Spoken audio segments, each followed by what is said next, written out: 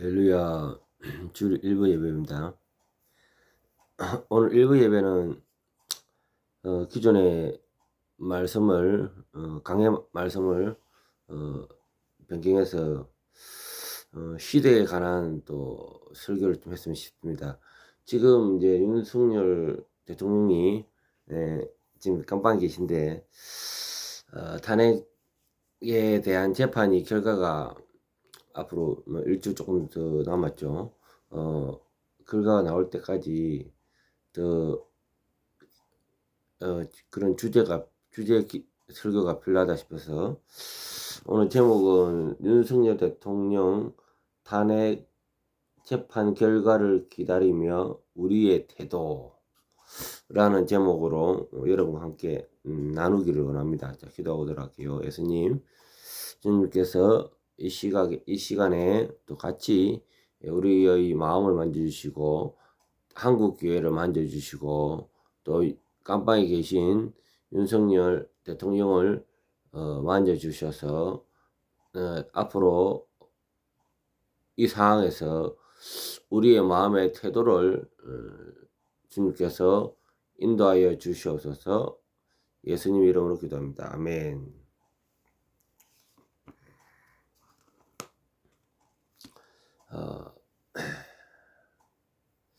지금 사실 국가적으로 아주 중요한 시기입니다. 어제 3.1절에 어마어마한 사람들이 모였습니다. 광화문에 추정컨대 약 600만 정도, 580만이라고 하는데 600만 정도 인구가 모였고요. 이로 인해서 윤석열의 퇴진이 답이다. 이것이 백성들의 여론입니다. 여론. 예. 이럴 때 우리 그리스도인들의 태도는 어떻게 될까? 몇 가지 짚어보고 오늘 말씀 참고하기를 원합니다. 첫 번째, 하나님의 주권을 신뢰해야 됩니다. 때려오는 이 악인의 왕성함도 하나님께서 허락하신 겁니다. 예. 문재인 시절에 문재인을 들어쓴 것은 하나님께서 허락하신 겁니다. 그 가운데 또 하나님의 허락 가운데 윤석열을 또 세우게 했습니다. 이렇게 가운데도 사실 이런 재판의 과정이나 이런 것들이 불법에 또 불법입니다. 모든 것들이 불법으로 인한 시리즈로 이런 것들이 여기까지 온 거예요. 공수처가 이렇게 윤석열 조사한 것도 있어. 그리고 또 그렇게 하면서 또 사람도 한 사람 죽었나 봐요. 이러한 가운데 대한민국이 교회가 같이 기도해야 되고 이로 인해서 우리가 같이 아파해야 되지 않겠나 봐집니다. 그래서 이런 모든 것들이 하나님의 주권 가운데 주님이 장중에서 모든 실타래는 주님께서 땡겼다 놨다 하는 거예요. 어쨌든 좌파들은 지독하고요. 또 우파는 오히려 맹탕맹탕합니다. 감수성에 빠져 있죠. 예를 들어서 지금 현재 재판소에 있는 지금 5대3이다, 4대4다 이렇게 하고 있는데 반대 입장으로 좌파들은 그 안에 있는 사람들을 작업을 할 겁니다. 예. 우리는 밖에 나와서 1,000만이고 2,000만원 불을 모으면 뭐합니까? 더 중요한 좌파들은 집요하게 그 중요한 목진지를 차지하고 있습니다. 예. 지금 현재 대한민국 왜 이래 됐느냐? 갑자기 된 건 아닙니다. 이승만 대통령이 이 땅에 오기 전에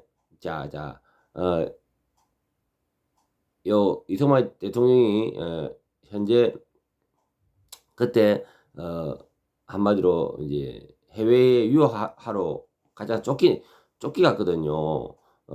그 당시에 한마디로 이제 특별 대사 업무를 띄고 우리나라에서 나갔습니다. 그러다가 그 업무가 제대로 안 되었고 이로 인해서 유학의 길에 그냥 앉게 된 거예요. 그래서 나이 70이 다 돼서 넘어오기까지 해외에서 살았습니다. 잠시 들어왔다가 다시 일본의 압제 가운데 YMC 활동하다가 다시 넘어갔다가 다시 이제 박사학위 따고 대한민국 다시 수립하기 위해서 오시기 직전에 이미 박근영이가 대한민국의 약 70% 60-70% 사람들의 당을 조직을 했습니다. 이승만 대통령이 이 땅에 박사였죠. 이승만 박사가 이 땅에 오기 전에 그만큼 대한민국은 위기 촉발이었습니다. 이때 박근영의 후예들이 공장에 들어가고 또 학교에 들어가고 정치에 들어가고 법원에 들어가고 구석구석 안 들어간 데가 없습니다. 신학교도 들어갔을걸요.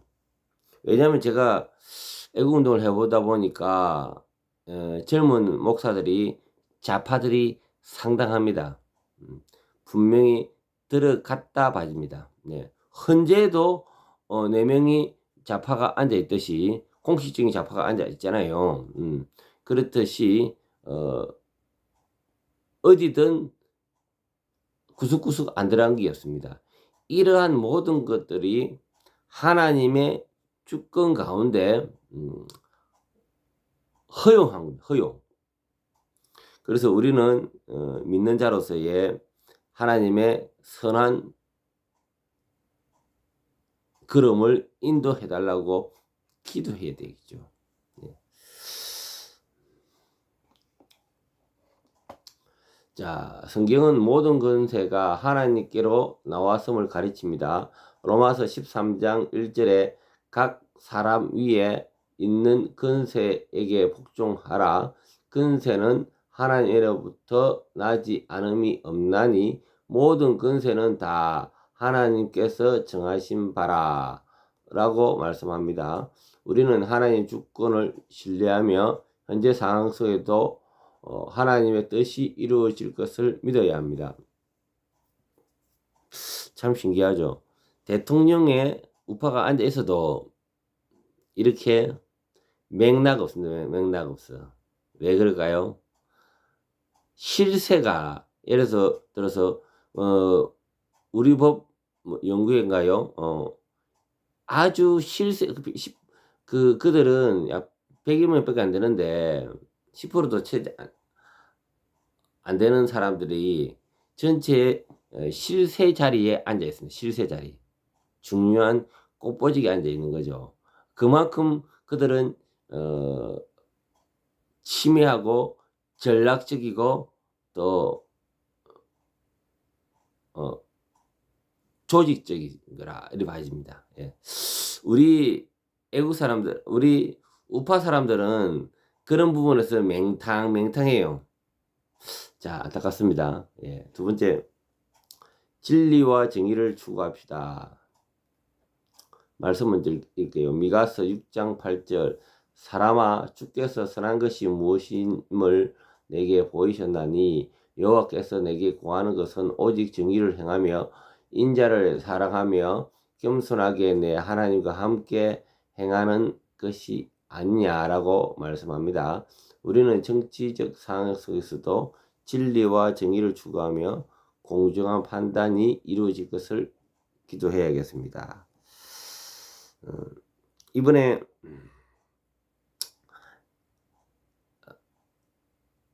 정의, 우리 윤석열의 정의가 무엇이냐?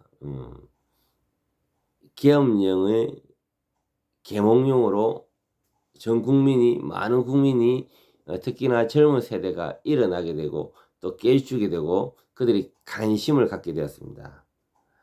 그리고 윤석열의 한마디로 정의가 뭐냐면은 부정선거입니다. 윤석열의 정의는 부정선거입니다. 그런 것이 공명정대하게 드러났어야 되는데 이번에 재판 가운데 그냥 변론할 수 있는 시간과 증거의 목록에서 빼게 한 거죠. 참 안타깝습니다. 하나님은 공의로운 하나님이신데 이런 것들이 이 중요한 재판 가운데 빼게 되었습니다. 이런 것들도 다 하나님께서 그 가운데 허락하신 겁니다. 예. 자, 세 번째, 평화와 화합을 위한 노력이 합시다.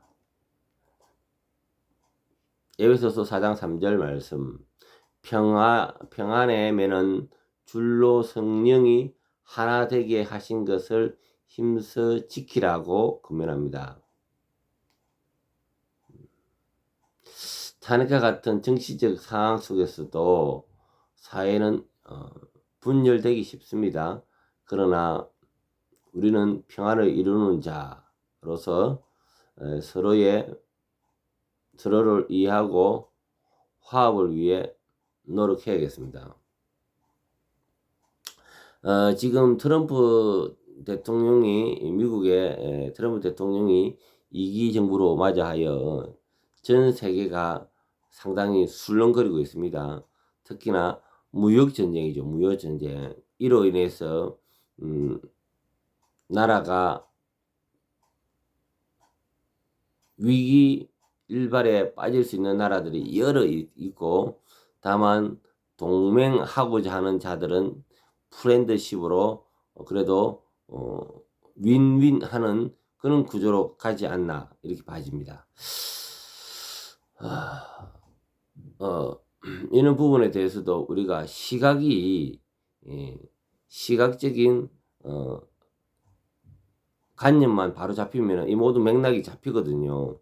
이런 부분에서 제 친구가 전화가 왔던데 그래요. 어떻게 맥락을 잡아야 될지 안 믿는 친구이기 때문에 믿는 이야기하면 싫어하니까 다음에 만나서 이야기하자 되겠습니다.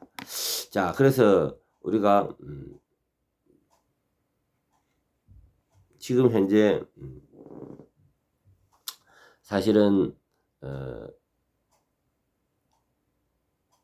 윤석열 탄핵 이후에 상당히 공부가 되었던 것이 10대에서 30대까지 이들은 오히려 계몽령에 대해서 이러한 시대를 정확하게 알 수 있는 기회를 가졌고요.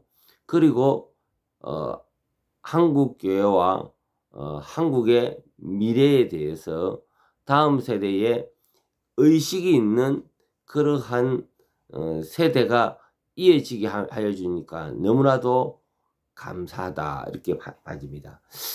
우리 40대 50대가 실제적으로 좌파적 영향의 기득권자입니다. 기득권자. 그러다 보니까 우리가 그들의 정치적 성향을 조사를 해보면 평균치 이하입니다.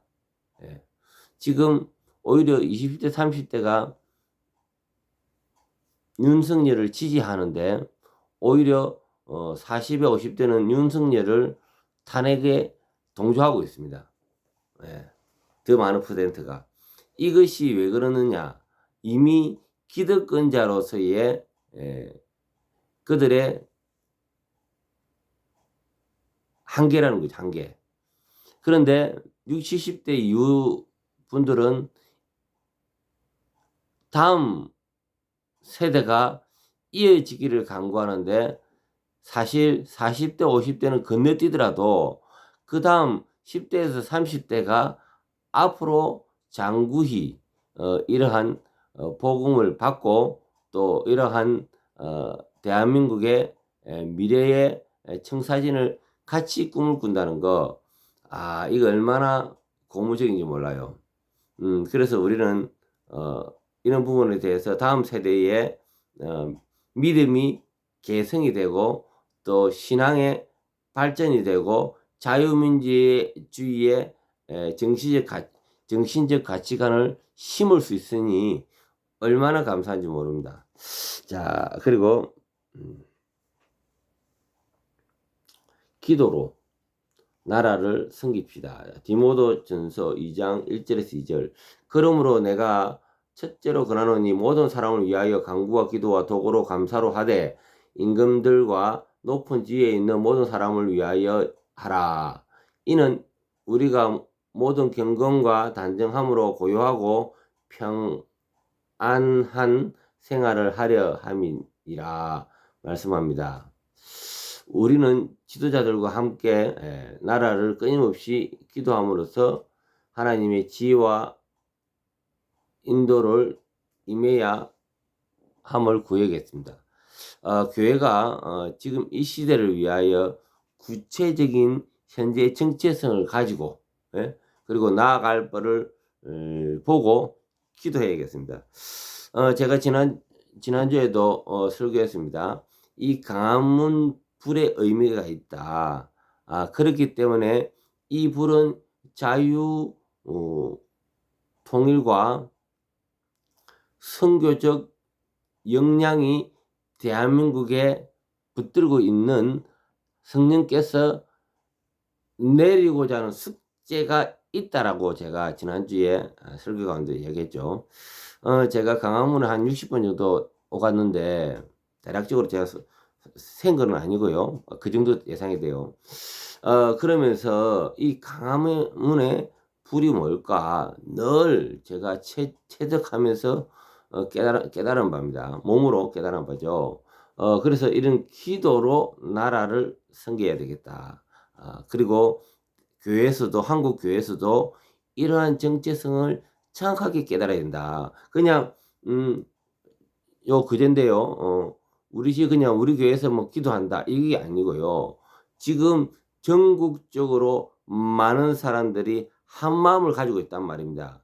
그 한 마음에 가진 의미를 같이 부여하고, 그리고 우리가 이러한 정보를 공유를 해야 돼, 공유. 그리고 이 가운데 목적과 방향이 있어요. 목적과 방향. 그리고 또 한 가지 또 말씀드리고 싶은 거는 그래요. 우리 우파들은요, 예로부터 우리 우파들은 자기 일을 충실히 한 자였어요. 예를 들어서 뭐 너무 거를 얻어먹는다든가 빼들어 먹는다든가 공짜로 먹는다든가 이런 것들은 우파적 사고방식이 아닙니다. 제가 이제 나이가 53살인데 저도 직장생활을 여럿 했단 말입니다. 저는 고용보험을 한 번도 타먹은 적이 없어요. 직장생활을 그림 해도. 왜냐? 한 달 안에 직장을 구해 나갔습니다. 나라에 한국 대한민국에 일어나도 나는 기대고 싶은 마음이 없더라고요. 그래요. 저는 실제적으로 한 번도 고용보험을 국가로 타본 적이 없어요. 왜? 그 정도로 스스로 한 달 안에 구하고자 하면 구할 수 있잖아요. 한 달 안에 무슨 일이든 구해서 나라에 누가 되면 안 되겠다. 그런 생각을 했습니다.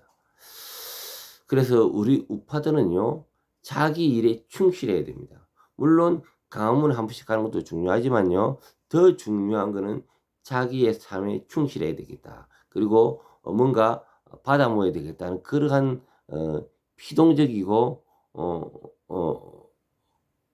약한 그러한 성도가 되어서는 안 돼요. 자기 일 열심히 해서 또 남는 에너지 있으면은 내 자식만 줄 게 아니고 이웃도 나눠줄 수 있는 이것이 우파적인 사고방식입니다. 그것이 민주적인 사고방식이고 거기에 자유를 통한 능력을 배가시키는 겁니다. 저는 항상 예전에 지금 나이가 이제 50 넘어가면서 좀 그때는 40대는 저는요 어쨌든가 제가 남는 에너지가 있으면 이웃에 주려고 신경을 많이 썼거든요. 지금은 이제 설교를 해야 되고 목회라는 부분에 제가 고민하는 부분이 있고요. 지금도 이제 제가 이제 섬기는 부분이 상담을 통해서 전국 들어오는 상담이 있습니다. 상담을 통하여 그들한테 바른 복음과 바른 인생관과 바른 삶을 지도하고 있고 그러한 것이 하나님 보시기에 도움이 안 될까. 저도 제 달란트에 있는 부분에서 또 나눔을 하고 있습니다. 자, 기도로 마치겠습니다. 주님 감사합니다. 윤석열 대통령이 이런 재판 결과 가운데 기다리고 있습니다. 그 가운데 우리의 태도에 대해서 좀 나누었습니다. 우리가 먼저 모든 것이 하나님의 주권 가운데 여기까지 온 것을 믿습니다. 그리고 이러한 모든 것들이 주님이 선한 걸음을 인도해 주시고 또 돕는 자가 있으면 돕게 하여 주시고 하나님께서 우리 윤석열 대통령을 불쌍히 여기주시고 깜빵에서 나와서 이 대한민국의 자유의 가치관을 확립하고 그 가운데 모든 백성들에게 그 뜻을 펼칠 수 있도록 도와주시옵소서. 주님, 또 정의를 추구하고자 합니다. 윤석열 대통령은 오직 부정선거에 대해서 목을 매달았습니다. 자기의 대통령직을 걸고 사랑하는 와이프도 한 생명 걸었습니다. 주님, 모든 것이 진리 가운데 드러나게 해주시고 알게 해주시고 또 주님께서 돕는 자를 통하여 돕게 하여 주시옵소서. 아버지 평화와 화합을 위하여 기도합니다. 이번에 많은 청년들이 시대를 알게 해주시고 또 이 가운데서 10대에서 30대 가운데 다시 이 시대를 사랑하고 또 한국 교회의 다음 차세대의 리더십으로 세워줌을 진실로 감사합니다. 한국 교회가 그동안 정체되었다 하면 다음 세대는 힘있게 일어날 수 있도록 도와주시옵소서. 주님, 또 저희들이 연약합니다. 또 이 가운데 성숙함이 드러날 수 있도록 도와주시옵소서. 지난번에 서부지법에 그러한 사고가 일어나지 아니하고 오직 정의와 또 질서 가운데 모든 것들을 집회든 행할 수 있도록 도와주시옵소서. 주께 맡기며 예수님 이름으로 기도합니다. 아멘.